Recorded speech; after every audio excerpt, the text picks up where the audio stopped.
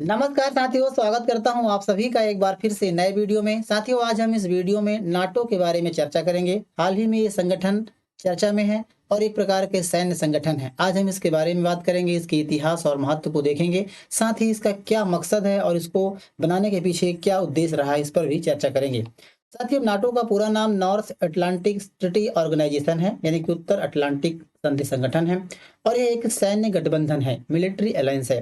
बात करें इसकी स्थापना की तो 1949 में इसकी स्थापना की गई थी, 1949 में। और इसका मुख्यालय बेल्जियम की राजधानी ब्रुसेल्स में है, जबकि इसका सैन्य मुख्यालय जो है वो मॉन्स बेल्जियम के पास है। साथियों, सभी नाटो सदस्यों की जो संयुक्त सेना है, मतलब जो नाटो सदस्य हैं, सदस्य देश हैं, उनके पास लगभग 35 लाख सैनिक और कर्मचारी हैं इस संगठन के। बात करें इनके खर्चे और इनकी व्यवस्था करने के लिए क्या तरीके अपनाए जाते हैं, तो इसमें क्या है कि जो सदस्य देश होते हैं, वो अपनी जीडीपी का, यानी कि सकल घरेलू उत्पाद का कम से कम 5% रक्षा पर खर्च करने का लक्ष्य लोग रखते हैं। साथियों, आपको बता दें, आप देख सकते हैं, जो ये संगठन है उत्तरी अटलांटिक संधि संगठन, जैसे मैंने आपको बताया कि उत्तरी अटलांटिक संधि संगठन है। और इसमें आप देख सकते हैं मैप में इनके प्रॉपर तरीके से ये पूरा जो है उत्तरी अटलांटिक कहलाता है। इस प्रकार से 5 महासागर हैं ये। उसमें से आर्कटिक महासागर, उत्तरी अटलांटिक, दक्षिणी अटलांटिक या फिर हिंद महासागर और प्रशांत महासागर देख सकते हैं। तो ये संगठन है जो उत्तरी अटलांटिक, मतलब उत्तरी इस अटलांटिक महासागर के उत्तर में बसे हुए जो देश हैं, यहाँ पर जो देश बसे हुए होते हैं, बसे हैं। इवन अमेरिका, उत्तरी अमेरिका के भी कुछ देश हैं। तो इसमें मिलाकर के यहाँ पर एक संगठन बनाया गया है, मिलिट्री अलायंस बनाया गया है। तो यहाँ पर ये सक्रिय, आप मैप में इसको देख सकते हैं। अब बात करें नाटो के काम क्या होते हैं। साथ ही उसकी स्थापना 1949 में हुई थी, सभी ने आपको बताया, राजधानी ब्रुसेल्स में है। और इसका काम प्रमुख ये होता है कि साझा रक्षा, मतलब एक देश, जो संगठन देश है, इनको रक्षा प्रोवाइड करना, सुरक्षा देना। एक देश पर हमला मतलब सभी पर हमला, मतलब कहने का तात्पर्य है कि ये एक संगठन है और उस संगठन के सदस्य देश हैं, यदि उन पर कोई देश हमला कर देता है तो सभी, मतलब संगठन पर हमला माना जाएगा। तो एक प्रकार से ये कलेक्टिव डिफेंस की मतलब आधारशिला रखते हैं, कलेक्टिव डिफेंस पर काम करते हैं, साझा रक्षा पर।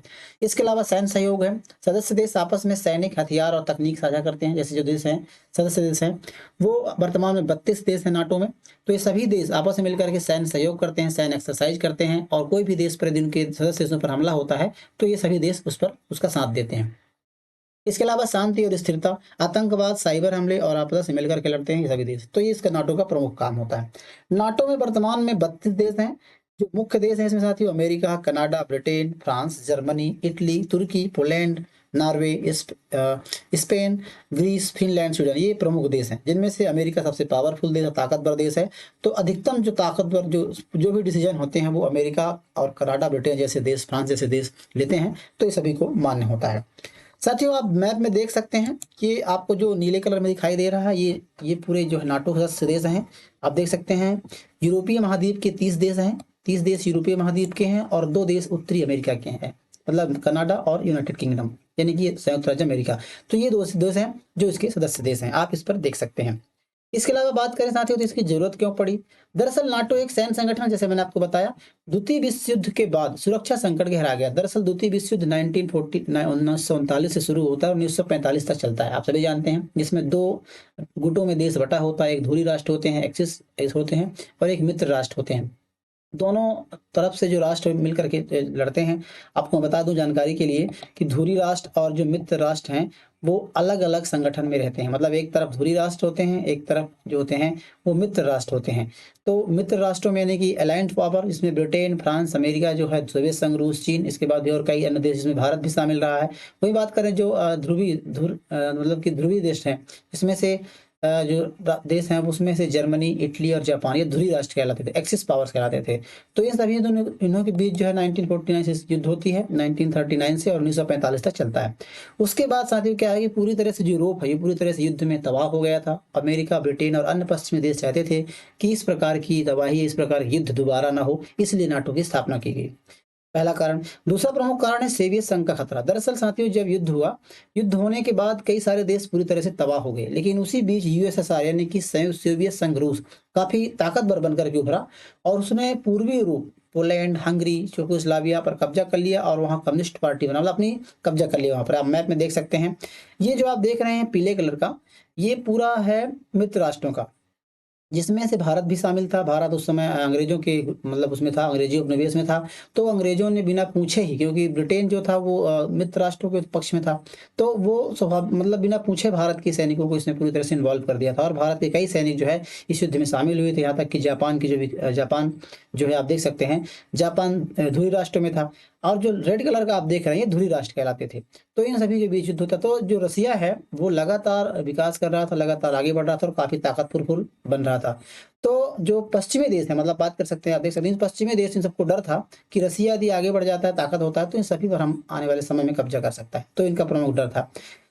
इसकी वजह से इन्होंने राष्ट्र की स्थापना की। इसके अलावा आपको बता दें, सामूहिक सुरक्षा की जरूरत पड़ी, क्योंकि अमेरिका यूरोप देश ने सोचा, जो अमेरिका देश है और यूरोप है, उन्होंने सोचा कि अगर हम सब मिलकर के एक समझौता करें कि किसी एक देश पर हमला, सभी पर हमला माना जाएगा, तो सोवियत संघ डर जाएगा। मतलब इस एक तरह से सोवियत संघ रूस को दबाने के लिए इस प्रकार की संगठन की स्थापना की गई। साथियों, इसके आर्टिकल 5 में जो इसका नियम बना है, नियम कानून बनाया गया है, उसमें अनुच्छेद 5 में वर्णन है कि one of all, all for one. मतलब नाटो संधि का सबसे अहम हिस्सा आर्टिकल 5 ही है।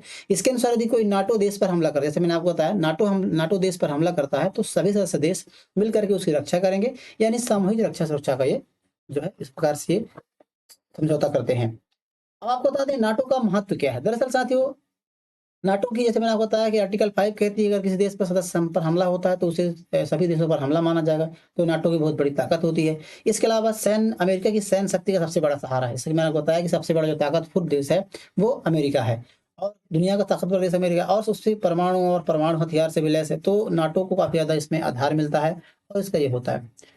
अब आपको बता दें, इसके अलावा साथियों, रूस और चीन के खिलाफ रणनीतिक संतुलन में भी काफ़ी इम्पोर्टेंट होता है, क्योंकि साथियों रूस और चीन की जो विस्तारवादी नीति है, मतलब नाटो को आज भी रूस की सैन्य, जैसे क्या है कि एक तरफ यदि बात करें पश्चिमी देशों में, पूर्वी देशों में यूरोप और चीन जो है, ये रसिया और चीन जो है, ये काफ़ी ज़्यादा ताकतफुल देश हैं और ये लगातार विस्तारवादी की नीति अपनाते रहते हैं। चाहे भारत को लेकर के हो, तिब्बत को लेकर के हो, आप देख सकते हैं, तो लगातार सीमाओं में ये अपनी विस्तार करते रहते हैं। इसी प्रकार अभी आप देख सकते हैं, रसिया ने भी, जो USSR से पहले यूक्रेन अलग हो गया था, उसके बाद से रसिया और यूक्रेन की लगातार पिछले 3 सालों से युद्ध चल रहा है और उसको विस्तार करने के प्रयास कर रहे हैं। अभी हाल ही में खबरें भी आई हैं कि पोलैंड पर भी उन्होंने हमला कर दिया है। तो ये भी तत्कालिक कारण है। इसके अलावा इनकी जो नीति, इसको दबाने के लिए कहीं न कहीं नाटो एक पावरफुल सैन्य संगठन के तौर पर खड़ा होता है। तो इससे कहीं न कहीं रसिया और चीन जो है काफ़ी कंट्रोल में रहते हैं। इसके अलावा यूरोप में शांति और स्थिरता। नाटो ने द्वितीय विश्व युद्ध के बाद से यूरोप में सबसे बड़े युद्ध को रोका है। मतलब आप देख सकते हैं कि यूरोप में कोई ऐसा छोटे-बड़े युद्ध नहीं हो रहे हैं या फिर तनाव जैसी स्थिति नहीं बनी। इस प्रकार से एशिया महाद्वीप में रहती है, चाहे वो चीन और भारत और पाकिस्तान का हो, रूस और यूक्रेन का हो, इसके अलावा म्यांमार में हो, बांग्लादेश में। तो इस प्रकार के जो छोटे-मोटे युद्ध होते रहते हैं, आप सभी देखा, तख्तापलट जैसी घटनाएँ होती रहती हैं। तो ऐसे घटनाओं को नाटो ने पूरी तरह से यूरोप महाद्वीप में कंट्रोल करके रखा है। अब बात करें भारत का क्या पक्ष है साथियों, तो भारत इनमें से किसी भी प्रकार का संगठन सदस्य नहीं है, नाटो का सदस्य नहीं है। भारत हमेशा से गुटनिरपेक्ष रहा है, नॉन अलायंस मूवमेंट में रहता अपनाई है, और यानी कि वह अमेरिका के गुट में है, ना ही रूस चीन के गुट में है, किसी भी के पक्ष में ये नहीं है। अपनी स्वतंत्र नीति और विदेश नीति के मामले में भरोसा करता है, इसलिए इसे कोई हिस्सा नहीं है। बहरहाल अभी आपको बता दें कि जो नाटो यदि इतना शक्तिशाली देश है और यूरोपीय देशों को इतना पावरफुल बना के रखता है, मिलिट्री सैन्य सुरक्षा प्रोवाइड करता है, तो अभी अभी एक प्रमुख प्रश्न ये खड़ा हो रहा है कि जो रूस और यूक्रेन की युद्ध हो रहा है, तो इसको रुकवाने में सक्षम क्यों नहीं है। आपकी क्या राय है, कमेंट बॉक्स में जरूर बताइए। बहरहाल साथियों, वीडियो यदि पसंद आया हो तो वीडियो को लाइक जरूर कीजिएगा। यदि आप चैनल पर पहली बार आए हैं तो आपसे रिक्वेस्ट साथियों कि आप चैनल को सब्सक्राइब जरूर कर लीजिएगा। मिलते हैं किसी ऐसे नए इन्फॉर्मेशनल वीडियो के साथ, तब तक के लिए नमस्कार।